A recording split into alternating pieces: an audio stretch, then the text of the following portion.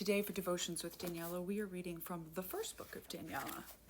This is part 2, The System. I have just left the cult.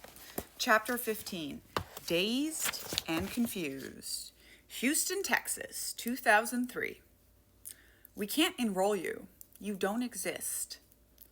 The Lamar High School secretary clicked her pen. I'm sorry, she said, sliding my U.S. passport and social security card across the reception desk. I peered at the flimsy pieces of paper, as if they could jump out of my hands and save me. As if they were still the tickets to freedom I had foolishly imagined them to be. In my mind, I heard the laughter of the aunties ridiculing me for all my reading, for turning my back on God to selfishly pursue my own education, for daring to think that learning mattered. Of course, there was no place for me in the system. I didn't exist. I had stepped onto U.S. soil a week earlier from a Greyhound bus, the last in a long series of buses starting from the compound in Mexico and ending in Houston, on one of the typical mid-March days when the sun felt like a slap in the face. As with every move, everything I owned fit into a small, battered suitcase. Unlike the bag's original owner, most likely some first-generation hippie who'd left their family to follow God's earthly disciples into the children of God 30 years before, I'd packed its contents to escape them.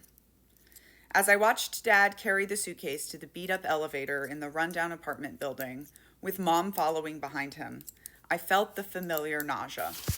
The question I've been worrying about for weeks pop into my mind. Have I just made the biggest mistake of my life? Forsaking everything I'd known, home, family, friends, and the security of being part of a community, regardless of how dysfunctional. I didn't care about losing the privilege of being a soldier in God's end-time army, but I did wonder if they might be right about hell. I wondered if freedom was really worth all this uncertainty and the what-ifs. Then heaven bounced off the couch and embraced me in a warm hug, with a friendliness that made me feel like we were more than stepsisters who'd only met a handful of times.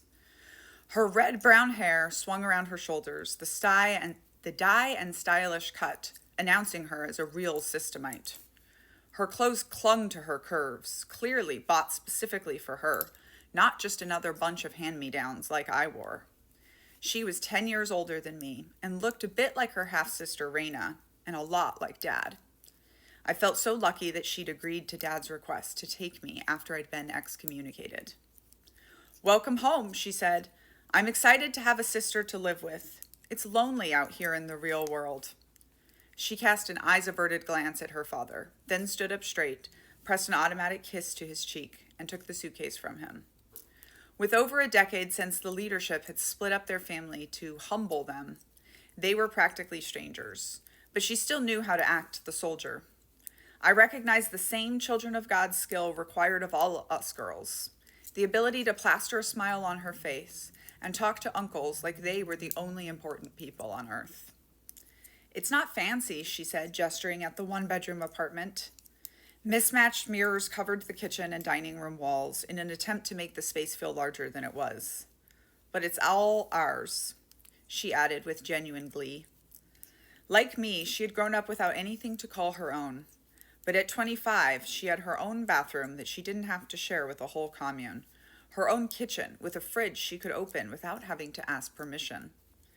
Even though there was little space to walk in the tiny bedroom, there were only 2 mattresses on the floor instead of the dozens we'd both been used to in the bunkhouses of our youth. Heaven caught my eye for a moment, both of us trained in speaking without words, raised in a world where we would be punished for saying the wrong thing. She spoke in the silent code children of God girls have used my whole life. You've made the right choice, her eyes said. This won't be easy, but you can do it.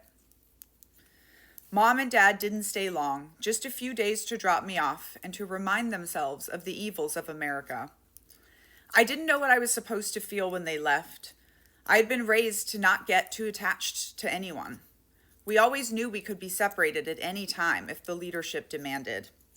Saying goodbye so young seemed almost natural. I always knew that I would have moved after my 16th birthday, sent to another commune as a full-fledged adult, ready for marriage, children, and sex with whomever requested it. Instead of "I love you" or "see you later" or whatever it is that grown children say to their parents upon moving out, I asked, "Mom, do you think I could have $20 to tide me over until I can find a job?" As the words left my mouth, I immediately regretted them, seeing the look of panicked disappointment on Mom's face. "I'm sorry, honey," she said. "We barely have enough to make it home." With no sympathetic little child to panhandle on the street for emergency cash, they needed the money more than I did to survive their commute back to the commune. I wanted to hug her and feel her cool hand on my clammy forehead, like how she sat with me after I fell down the hill when I was 5, the bones of my hand punctured through my skin, or on the day I snapped my shin. Instead, my eyes stayed glued to the pavement. I could feel hers reading me, tears behind the stoic sadness she carried, barely 30 years old and already saying goodbye to the oldest of her 7 children. I wondered if she had ever imagined a different life for herself, or me. I wondered if there was any part of her that was proud of me. "It's okay," I said, forcing a smile. I knew how to survive without money. I'd been doing it my whole life. We stood next to each other for a moment, waiting for the bus, my mind returning to the word home, how it fell from her lips, frozen in midair. I wanted it to hold power over me. I wanted to see a slideshow in my mind, images of my family and the family flashing over me, the letters superimposed on the buildings where I'd been, like something out of the videos I'd been exploited to act in all my life. But where memory should have been, there was darkness. Where feeling should have been, I was just numb. A small part of me felt guilty for the relief that rushed through me the moment the bus doors closed behind my parents. I would finally go to a real school. I would get a job and make my own money. I would read whatever books I wanted. There would be no aunties around to tell me what to do or think, to punish me when I inevitably failed. There would be no uncles to trap and terrorize me. Heaven had already set me up with my first email account, and I was the only person on earth who knew the password. Without rules. I was done with the children of God. You can get signed copies of Uncultured attached here, or listen to me read it to you on your favorite audiobook source.